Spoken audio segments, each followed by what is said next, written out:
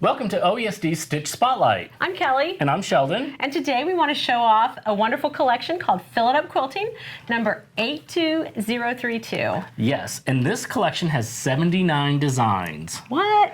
Yes, that's a lot. It is a lot. You're going to love them. So you're going to get 10 assorted rectangles, okay, 4 assorted squares, and each one of those shapes has 6 different quilting fills that you can use. Wow. So it makes it endless possibilities. Yeah, so let's look at this quilt here. This is a project that we actually have the instructions for. In the collection. When you purchase the collection, you'll get the detailed instructions on how to make this design. And we'll go over that in just a second, but we just want to show you how you can mix and match these sizes and shapes to create any project that you desire. Right, so we've got some small little rectangles here and squares, but we also have some larger blocks that you can make in your larger hoops. So really, any embroidery machine can accommodate a project from this collection. From a 4x4 hoop all the way up to a really big one. Yes. The project that we're going to work on today, we use about a 6x10 hoop. Right. Yeah. Right. So in the collection, you get a PDF of the instructions, and so the instructions you can print them. There's a lot in this particular one, or you can send them to your tablet or your iPad to just look at that way. And so you have a nice picture of the quilt here on the front, and then if you open it up, you have, these are the different blocks. Yes. Okay? And so each one will tell you the size of it, the placement stitch, the tack down, and the line work. And so you know exactly what's going on with each of these blocks. So there's a lot of that in there. And then we have the cutting instructions. Yes, so to make this particular project, this throw size quilt, we've got all the fabric cutting instructions already in the downloadable PDF. Yeah.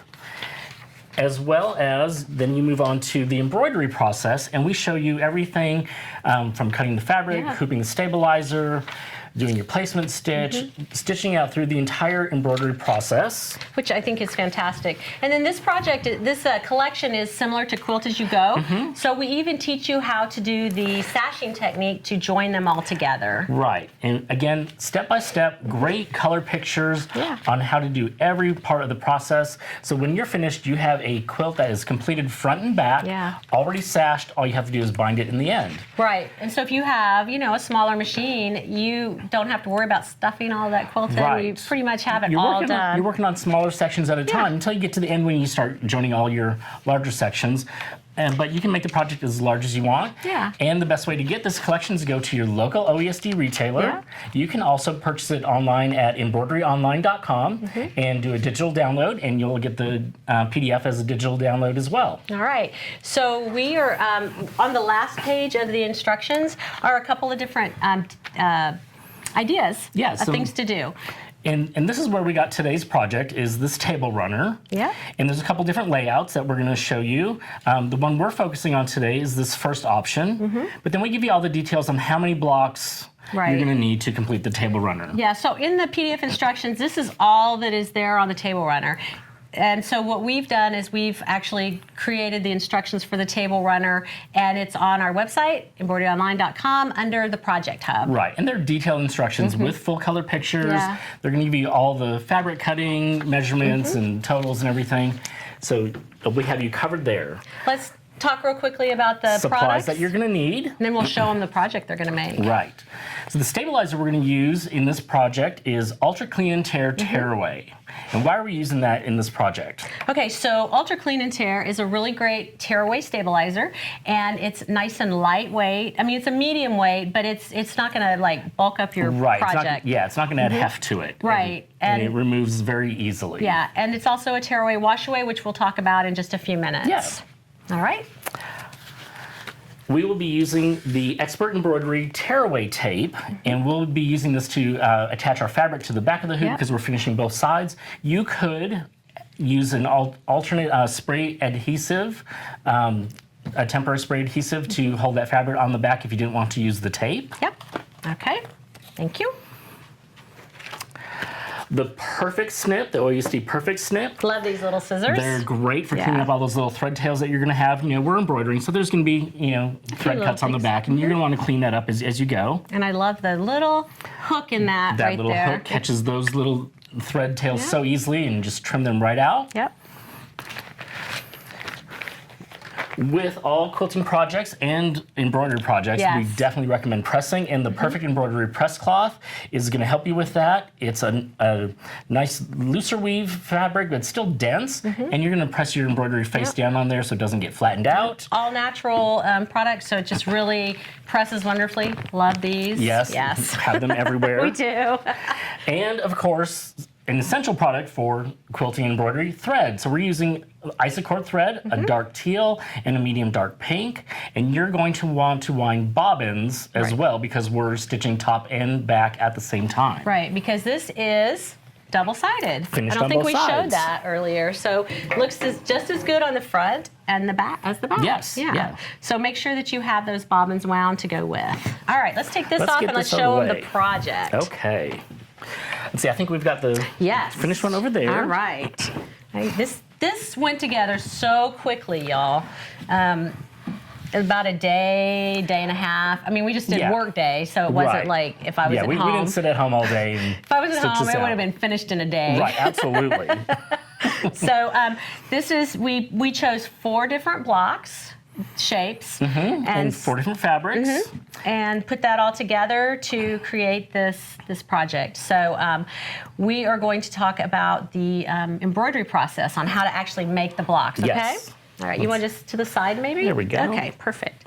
All right, so the first thing that we have to do is hoop our stabilizer. And Right. so this stabilizer is a tear-away, wash-away. And what that means is the way that the fibers in it are put together, when water hits it or when you wash it, the fibers, they just kind of fall apart. Right, they just loosen up and kind of go away in the wash. Yeah, and so this will, as you wash your table runner, the paper will just kind of fall apart. It's not going to like make a mess inside of your quilt. Not at all. And so it's just a fantastic stabilizer for this particular project. And you're going to need a roll of it for this particular project. Yes. All right. So once you have your ultra clean tear hoop, you're going to take it to the machine and stitch your placement line. Okay, and why do we need a placement line, Sheldon? Because we need to know where the fabric is going. Exactly, because we've cut all these fabrics, right? Yes. And we don't want to put them up here and it miss. So we have our placement line here, and then we're going to take 2 pieces of fabric and a batting for each block. Right, and so we're going to start on the back of the hoop. And we even got a little ahead of ourselves here. Yes. So you're going to cover that placement line entirely with a piece of your fabric, right side up, and then we taped in place on the 4 corners with the Expert Embroidery Tape Tearaway to hold that down so nothing gets caught on the back. And it doesn't leave any residue on your fabrics, and if you pull it away gently, it's not going to tear your stabilizer either. Right. So then we flip it back over. We're going to put our batting and our backing together. I mean, our batting and our top together, and we're going to place that, center it over our placement stitch. And again, right side up. And for the smaller squares like this, we didn't tape or anything on the top, and we didn't have any problems. If you're doing one of the bigger squares, like in the bigger hoops, you might want to do that so there's not a lot of shifting of the fabric. Give you a little extra insurance. Yeah, so, okay, so. Once we do that, you're going to go to the machine and you're going to stitch the tack down line. Yeah, and through the magic of television, we have our tack down stitch. So it's just a nice square inside of there, and you can see we have plenty of extra fabric. Now this is something you really want to pay attention to, this tack down stitch, because we're going to be using that as a cutting guide later on. Yeah, so it's important, and we'll show you with the finished block exactly where that is. And honestly, I didn't think of this earlier, but if you have a hard time seeing that because it matches the fabric, you can always put a contrasting thread there so that you can see that. Because it's not going to be shown in the finished block. It's going to be in the seam allowance, yes. All right. And then the last thing that stitches is our quilting design. Our final block. Isn't that beautiful? So this is a floral, and these are all, I think, triple stitched. Yes. And so they really show, and like we said, you can change the threads to be contrasting or not contrasting. However, I want all my quilting to show because these are gorgeous. Right. So, and as you can see, front and back looks just as good. Yeah, looks beautiful. So once we have that stitched out, you're going to remove the project from your hoop and tear away the stabilizer, and we're going to trim 1/4 inch from that tack down So that's stitching. that inner line, and there's some stitching to the outside of that line. And why is that there, Sheldon? That's where the needle travels to get to different parts of the design. So you're going to want to be clear on which line is which. It's the inner line, that's that solid square. That's where we're doing our 1/4 inch cutting from. Right. And so this is what our block is going to look like when we're finished. And so after I cut my blocks, then I took all of my blocks over to the pressing mat, and I pressed all of them so that my seam allowances were all laying nice and flat. Yes. So what you're going to want to do is you're going to make all of these blocks, 8 of each one. And so do you have those blocks there, Sheldon? I have, yes, right here. Okay, you have your own right there. I will take mine back. If I can get them all laid out correctly. Okay. All right. Yeah, so you're gonna make 8 of each one of these blocks. Again, you choose the quilting fills that you like. Yeah, and so this is a 4x8, 2x8, 4x4, and a 2x4. Yes. Not wood 2x4. No, fabric 2x4. Yeah. And so you'll have, I like to just go ahead and stitch all these blocks, have them cut, pressed, and ready to go. Right. So that's the embroidery process. Super easy. Yeah, and fun. It is. It goes really fast, and it's a rewarding process because these blocks finish so fast. Yeah. It's And let me tell you, gratification. I cannot do that No. freehand. So No, nobody- why would I want nobody to do could. that? Yeah. So once we have those together, we're going to begin the assembly process. And again, this is sashed on both sides, and it finishes all As you go. together. As yes. you go, yeah. So let's All right. get these out of the way and let's show them the sashing process. Okay. So we have our cute little block here, and we have 2 pieces of sashing, all right? And a helpful hint is Yes. to cut your sashing a little bit longer, about 1 inch longer than the block you're sewing it to. Yeah. And that gives you just a little bit of wiggle room in case there's some fabric shift. And then once we're done sewing the sashing on, we'll trim it to be all nice and flush. Yeah, and you'll see as we go through that we don't trim it until the very, very end. Exactly. But that way we'll have nice squared up blocks when we're finished. Excuse me. Right. Okay, so we're going to make a quilt sandwich. We're going to take the front sashing and put it right sides together with our quilt block, and we're going to line up these edges right here. Yes. And accuracy is always very important when you're doing quilting, as you all know. Then we're going to take the back sashing, and we're going to put that right sides together, and we're going to line all this up. And then you can pin it or use your, quilting clips or whatever you want to do, and take this over to the machine. And then when they get to the machine, Sheldon, You're going to sew with a 1/2 inch seam allowance. Now that is different from your traditional quilting seam allowance, which is a 1/4 inch. So we're using a 1/2 inch seam allowance here, and that's going to make sense here in a couple more steps as we do the self-sashing method. Right. But again, and you're going to want to test out your machine to make sure you're getting that exact 1/2 inch seam allowance. So you've got some scrap fabric around, run some tests through, Yeah. make the adjustments that you need before you get to this Yeah. point, because you do need that to be right on. ask us how we know. Right. All right, so I've got that sashing sewn on, and you can see right sides together here and Front also and on the back. back. Now, on the blocks, I didn't point this out earlier, but this is the front, and it's kind of hard sometimes to tell which is the back. But if you look at it, the back will be a little bit thicker than the front. So, and if you get one not the right way, I don't think anybody's No one's going to gonna notice. notice. And if they do, they're not your friend. All right, so once we have these sewn together, we're going to press that front seam allowance, away towards Right. we're gonna, did I say seam allowance? The front sashing. We're Sorry. going to press that away from the block. Yeah. But we're not pressing the back sashing. You can see that is still Yep. just laying like it was when it was Yeah. sewn. So this is really important. Yes. All right, Next step here.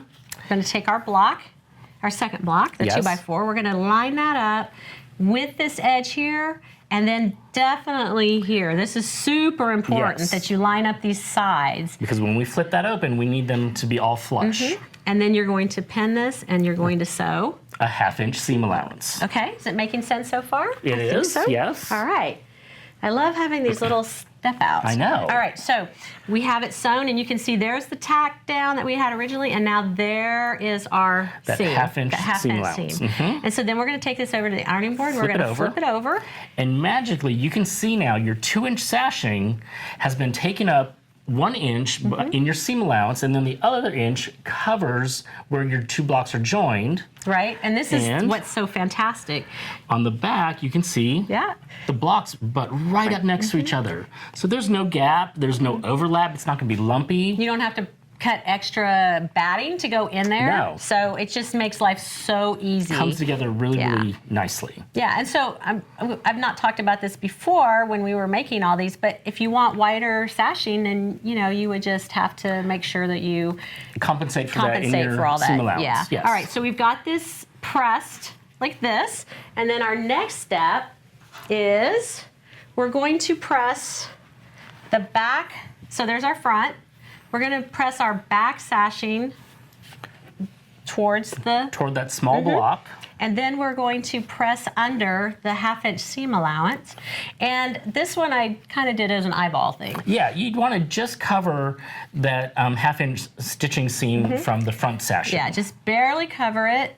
And make sure you press it well so it stays in place. Yep, and I used a little starch, you can use Best Press or whatever it is you want to use. Yeah. And then you can pin it. You could pin it, you could clip it. Clip it, you could clip the You can ends, I guess. clip the ends. And you could use a glue stick if you wanted. Or you could be renegades, like we us. were. And you could just turn it over and stitch it down. Take it to the machine. And here, another helpful hint, an edge stitching foot would be very, very helpful. But you're gonna just top stitch just inside that sashing. So maybe 1/8 of an inch, 1/16 of an At inch. the most. Just catching that fabric. And you're gonna do that from the front side on both sides of the sashing so that it matches. Yeah. And that will definitely catch this open sashing on the back. And we didn't talk about this earlier, but also a walking foot or an even feet foot, dual feet, will help tremendously as well. Absolutely, Yeah. yes. All right, So once that's together, do we have a finished we set? do. All right. And We let's see trimmed. this. We trimmed. So here's where we trimmed the little tails off of our sashing. Right. And now we have a completed unit. We're going to call this Unit A. Okay. And you will Make do 8 the of these. same. Yes, make 8 of those. Do the same process with your other 2 blocks and make 8 Unit Bs. Right. Then Okay. we're Then we're going gonna to connect our A and B, with our sashing, just like Yes. we did with the rest of it. and you will have Unit C. Yay! Fantastic. And you'll need how many of these? You'll need 8 of these. It makes 8 of them. Right. Right. And so we don't have the sashing in this, but you can kind of see how you have the different blocks. Yes, that and you will can- connect these with the exact same sashing method. So let's show them our finished runner here Okay. again. All right. So we're going to kind of use our hands to block this out. All right. So here's our first Unit A, and we have 2 of them that we've joined with the sashing. Okay. And you get Unit D, or your 12 by 12 quilted square. All right. And this one we have the layout going horizontally. Uh-huh. On our next section, Okay. we did the exact same method, but we turned the block 90 degrees, and so now we've got a vertical layout, and then we just alternated. All so the you way can see, through. and Isn't we that connected the beautiful? 4 sections. Let's go back and show them the quilting in this, Kelly. All right. When we put this together, we decided to do all the same quilting for each block. So this section all has the crosshatch. Yep. And then we went to the floral Beautiful. and the pebbles. I love the pebbles. The pebbles are fun. And the feathers. Yes. Now, of course, you can mix this up however you like. You can make it all one quilting pattern. Because guess what? It's your project. Exactly. Yeah. Exactly. Yeah. And again, the back Looks beautiful. looks just as good as the front. Yep. And then you'll just bind it however you like to do your binding. And your table runner is finished. And you could also do this as a scrappy quilt, if you had just random fabrics. It could be just a really nice patchwork. Yeah. Then we got kind of crazy.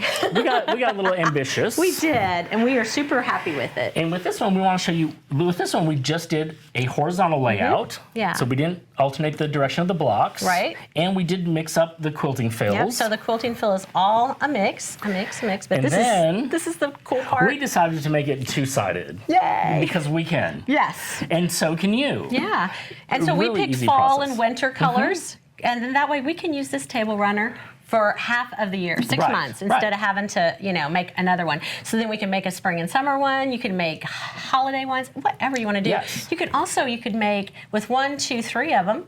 That's kind of a long placemat, but you could make Yeah, a make a size placemat. placemat, So there's a lot of fun things you can do with this. Many options. Yeah. Make sure that the thread that you use on the front looks good with the fabrics on the back. Yes, and you could use 2 different sashing colors, front and back. Right. We went with the same one, but you could Mix and match. Yeah, mix and match those as well. Yeah. The only thing that will show from both sides will be the thread and the binding. The binding, right? So just a really fun project, and all the details will be on the Project Hub. Yeah. So again, it's the Fill It Up Quilting Collection number 82032. Your local OESD retailer can get that for you, or you can download it at embroideryonline.com and as a digital download. And then I would like to see everybody's.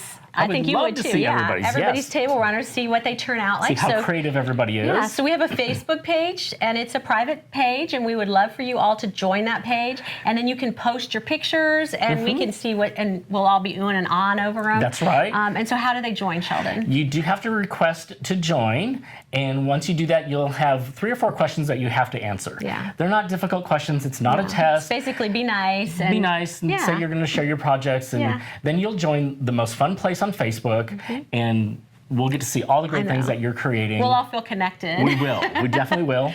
So join us for the next OESD Stitch Spotlight. See y'all, and happy stitching.